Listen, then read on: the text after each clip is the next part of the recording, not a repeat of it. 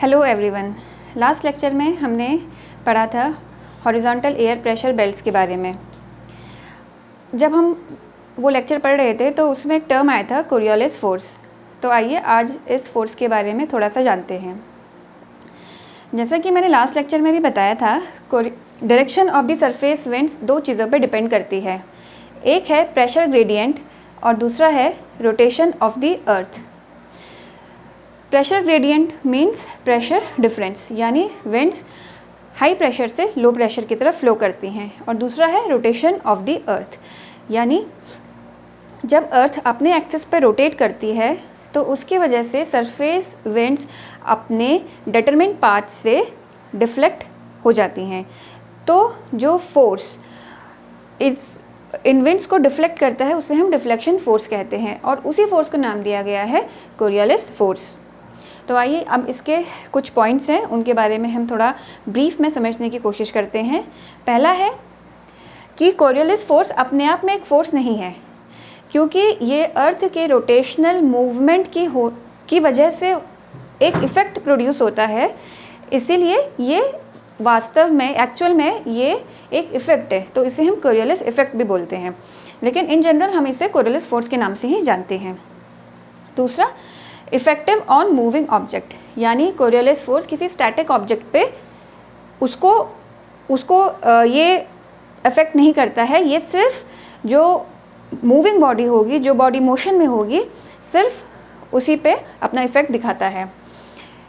Third, affects direction and not the speed, यानी किसी भी मूविंग ऑब्जेक्ट की स्पीड पर इसका कोई इफेक्ट नहीं होगा, ये सिर्फ उसकी डायरेक्शन को ही अफेक्ट करेगा।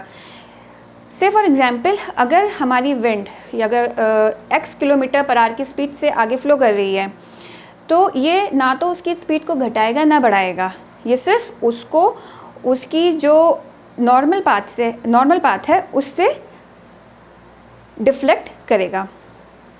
Fourth, it deflects winds to their right in the north hemisphere and to their left in south hemisphere। ये पॉइंट हमने लास्ट लेक्चर में भी हमने पढ़ा था कि ये विंड्स को नॉर्थ हेमिस्फेयर में अपने डिटरमिन्ड पाथ से राइट साइड में डिफ्लेक्ट करेगा और साउथ हेमिस्फेयर में उनको अपने जो उनका नॉर्मल पाथ है उससे लेफ्ट साइड में डिफ्लेक्ट करता है।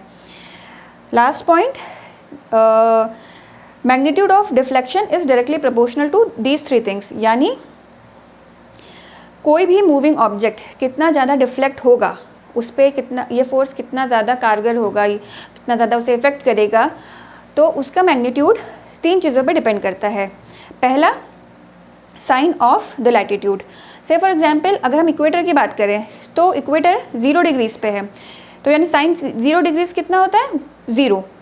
तो इक्वेटर पे ये मिनिमम रहता है, और पोल्स पे यानी 90 डिग्रीज पे sine 90 degrees is equal to 1, तो वहाँ पर ये मैक्सिमम अपना इफेक्ट दिखाता है। Second, mass of the moving body, यानी अगर मूविंग बॉडी का मास जितना ज़्यादा होगा उस पे उतना ज़्यादा कोरियोलिस फोर्स काम करेगा, वो अपने पाथ से उतना ज़्यादा उसका डिफ्लेक्शन होगा। Third, horizontal velocity of the moving body, यानी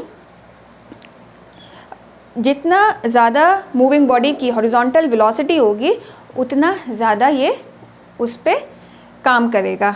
अगर सपोज़ कहीं पर विंड 10 किलोमीटर पर आवर की स्पीड से बह रही है और दूसरे एरिया में 20 किलोमीटर पर आवर की स्पीड से विंड फ्लो कर रही है, तो ये 20 किलोमीटर पर आवर से जो विंड फ्लो कर रही है उसका डिफ्लेक्शन ज़्यादा करेगा, वो अपने एक्सपेक्टेड पाथ से ज़्यादा डिफ्लेक्ट होगी।